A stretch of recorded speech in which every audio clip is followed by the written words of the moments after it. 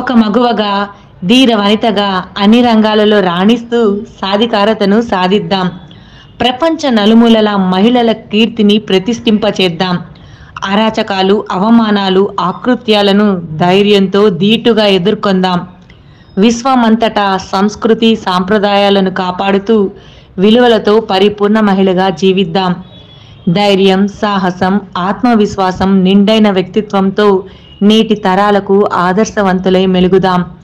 వసుదైక కుటుంబ భావనతో ఈ సృష్టిలో బాంధవ్యాలను ఐక్యం చేద్దాం.